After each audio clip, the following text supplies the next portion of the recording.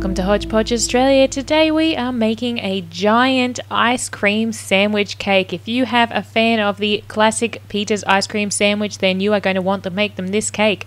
All you need are 2 chocolate cakes that have been baked in a nice long pan, so they're quite thin. They're just plain old chocolate cake, and you need 4 litres of original ice cream, just vanilla, unless of course you want to mix it up and put a flavour in. But for the classic ice cream sandwich, we're just going to use plain vanilla ice cream. First thing you need to do is let that ice cream soften on the bench for a while. Then line your same baking pan that you baked the chocolate cakes in, because you want everything to be the same size. Line that with some baking paper so that you can lift the ice cream back out again, and then spend some time smushing that ice cream around until you get it into a rectangle shape. Once you have that nice and straight and smooth, pop that back into your freezer to reset.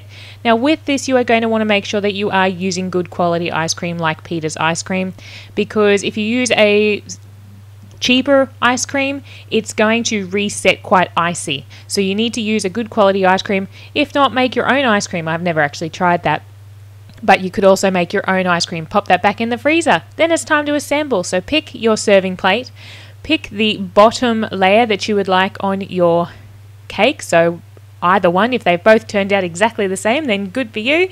If they've turned out where you've got one that just looks a little bit less than the other, let's say, then put that one on the bottom, because then nobody's going to see it. So lay your first chocolate cake down onto the platter, and then it is time to construct your ice cream on top. Things can get a little bit messy here, so be prepared for that. Stay near a sink, but you're going to use that baking paper to lift the ice cream up out of your baking tray. I actually have to get my hands right in and under there to lift it up because it is heavy, and we want it to be quite solid. So lift that ice cream up out of the tray. Little tip, if you're like me, use a non-slip mat on your bench, because that tray just kept getting away from me. But anyway, put your ice cream on top of the cake. Take that baking paper off. Great thing with ice cream is it just peels straight away. And then add your second chocolate cake onto the top. So the one that you have picked to be your top section of the cake. And there you have a giant ice cream sandwich. There's only a couple of steps left. You just want to tidy up that ice cream around the sides. You can use a knife, or you can use your hands as long as they're nice and clean. Just give it a little bit of a tidy up so it's all lovely and smooth.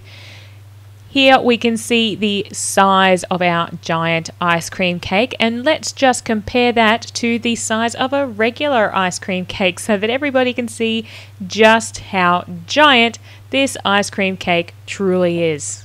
The last thing you need to do is just get a circle cutter, and if you want it to look like your ice cream cake with the holes in the top, grab a circle cutter and cut some holes out of the top of your ice cream cake, as you can see there.